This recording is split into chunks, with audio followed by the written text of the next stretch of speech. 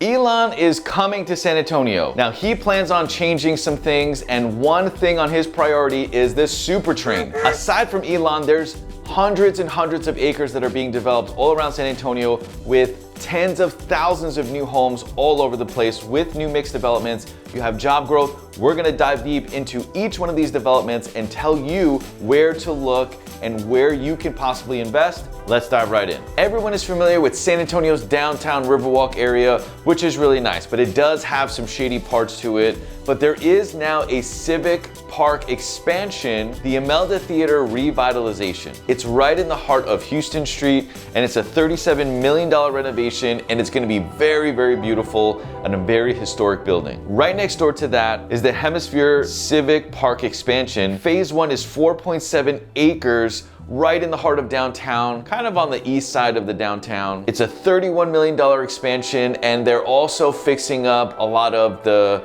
River Center Mall areas and Alamo Street, which honestly has been neglected over the past 20 or 30 years. Outside of tourism, what's going on in these San Antonio suburb areas or the neighborhoods that surround downtown and outside of our 1604 loop, which is very, very popular on the north side, south side, west side and east side. The first area we're gonna dive into is the far northwest side. There has been some changes going on with the AT&T Center where the Spurs games are on the far east side, but now they're building a $500 million campus at one of the most expensive pieces of real estate in San Antonio, which is La Cantera. A 500,000 square foot property will feature a performance center, a public outdoor event plaza. The facility will bring over 1,000 jobs to San Antonio.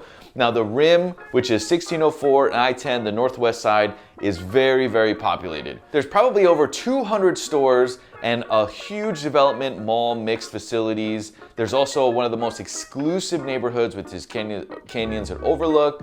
You have the Dominion, you have Porsche dealerships, Tesla dealerships, and this corridor is very busy. So you add a 500,000 square foot complex on top of that, I'm really interested to see how that traffic's gonna go. But having over 1,000 jobs, people are gonna live somewhere. Later in this video, I'm gonna talk about the expansions on the far west side, the far southwest, and also the far northwest with these hundreds and hundreds of acre communities that are being developed today. This article is showing more west side homes and next phase of the massive south side development planned communities. Now, Callison Ranch has been developing for the past 7 years.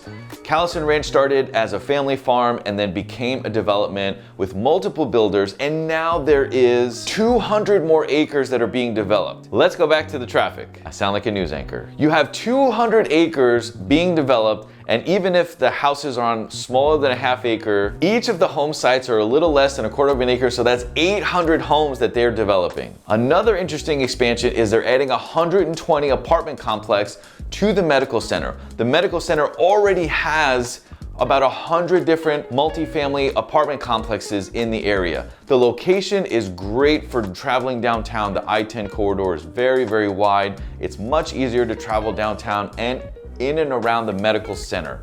All the amenities are there. It's gonna be a lot of people in a very condensed area. But multifamily has been much more common in developments around the city as we go through this video. Now, the second largest development we're gonna talk about today is Vida San Antonio is kicking off phase 2 of a massive 600-acre project. It's gonna be developed for the next 10 to 12 years. It will include 4,000 new homes to be developed. But they are developing a 600 mixed-use project that will also accompany student housing for Texas A&M San Antonio. Texas A&M has been expanding for the past 10 years on the south side of San Antonio.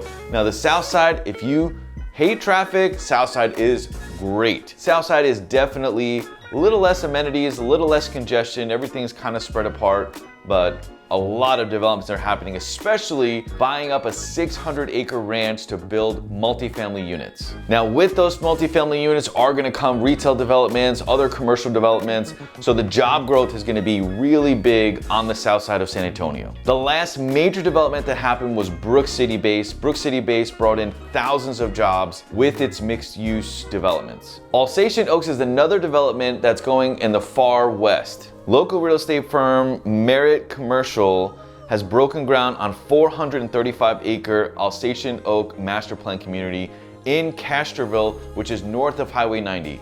So if you look at the far west, which is Highway 90, Texas Research Parkway 211, that expansion is just booming for the last 2 years. But now at this 400-acre planned community, it's really gonna get busy. The other thing is Potranco 1604, there's a new Black Rifle coffee that's coming up. You should check it out. This project is gonna be estimated cost of $500 million and should be finished summer of 2028. The first phase of development begins July and will include 233 new homes, a community park, utility system that it will eventually connect 471 and Culebra. Now, something very interesting is I had a listing in Culebra and 471, and the owner of the building told me 3 years ago, the Texas Department of Transportation bought about 10 feet of roadway for future expansion. It's almost like they knew it was gonna happen, but nobody said anything. Do you think there's gonna be too much development on the northwest side? And what do you think it will do to these neighborhoods and home prices? Navistar International Corp is coming to the south side to roll out San Antonio's first commercial truck manufacturing facility in Southside San Antonio, 9,000 square foot assembly plant that started in 2020. Now, the south side of San Antonio has traditionally been the place for manufacturing, goods and services, farm and ranch businesses, and trucking companies. The land is plentiful and commercial real estate is less. For a 150-acre facility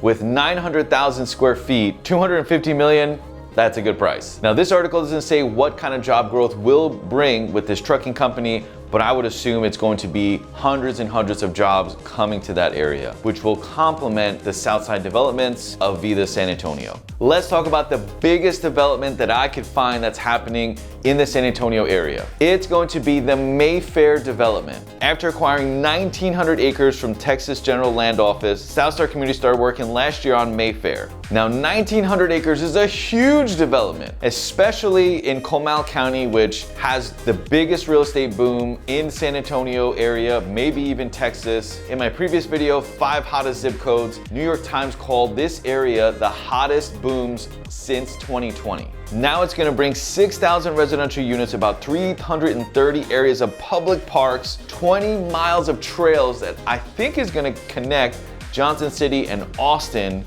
with all these beautiful natural trails, because they did mention that it will go from LBJ all the way down to San Antonio, going down the 281 corridor. Construction will take 15 years. So, I mean, it's safe to say the next 15 years, you're going to see a boom, according to this article, in the north part of New Braunfels, which there's a lot of people that live in New Braunfels and they commute down to San Antonio or they go up to Austin. San Antonio's better. Can you imagine how crowded Floating the River is gonna be? What do you think is gonna happen to New Braunfels after this expansion? You know what's not coming to San Antonio is a good Chinese place. Thank you for the comments that you said earlier. I really appreciate it. Some of these I tried, some of these I didn't, but I will try them and let you know which one doesn't suck.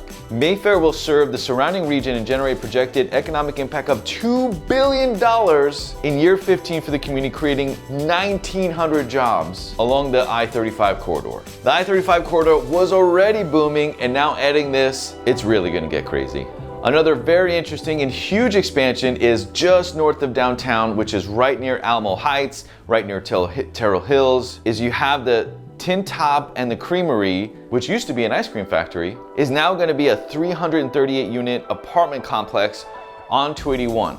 Now, commuting from 281 from that area downtown to Stone Oak all the way up 281 is very easy. It's probably the least traffic, in my opinion, to get around, especially during the rush hours. But it may not stay like that for long. Now, just before we get to Elon, let's talk about Port San Antonio, because this is one of the biggest gambles the city has done, because it's developing an old military base right next to it where Boeing is.